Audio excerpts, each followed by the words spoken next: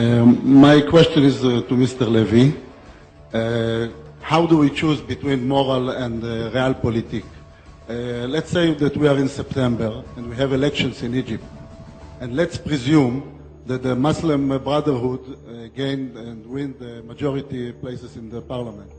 What will be your position? Will you accept the idea that the military regime in Egypt have to prevent the Muslim Brotherhood of taking the power in Egypt, like it happened in Algeria? Or we have to play the democratic game and let the Muslim Brotherhood win Egypt like the Hamas did in Gaza? I had a stand in Algeria in 1992. I was favorable to the interruption of the process. The FIS and the GIA coming into power seemed to be opposite to democracy. I had the same feeling in Gaza. For me, it was a putsch. It was a coup, a democratic coup, but a coup.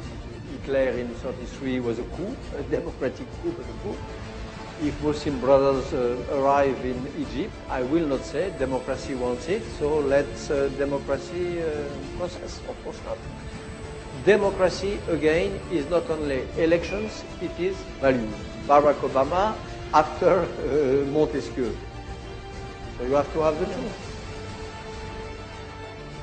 But my belief now, if you want my bet, and I take a risk saying that, my bet is that, again, I'm not an expert on Egypt, but as all of you, I try to look at what happens there. My bet is that the new atmosphere prevailing in Egypt will not be such a good wind for the Muslim brothers.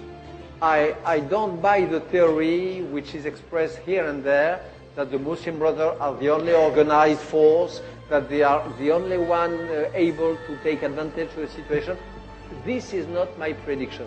I may be wrong on that, but it's not my prediction. I believe that they will dilute themselves.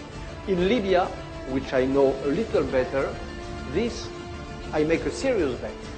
I think that they are already the Muslim brothers which existed and which were the only underground opposition and built force to the regime of Gaddafi. They are really vanishing, they are splitting in front of this other force of opposition, which is democratic youth, wanting to make trade, wanting to exchange ideas, wanting to make business in Bisra and in Benghazi, wanting to have a normal life. I think that the Muslim Brothers, with their archaic, pre-fascist ideology, closing of the women, and so on, are more and more appearing as a force of the past, which is on the process of being put on the market. But just to understand, you're saying that if they were to win a legitimate election, you would urge the military not to allow them to take power? I will urge the prevention of them coming to power, but by all sorts of means. According to the Universal Code. According to what? Yes. To the Universal Code that I just talked. Yes, of course. I said that in Algeria, and I don't regret it. It opened a terrible period of disturbance, chaos, murders, and so on. But I believe that it would have been worse if we had let them coming in the power. The good news is, well, thank you to both of you to be here and to give us the opportunity. Sorry, Slicha.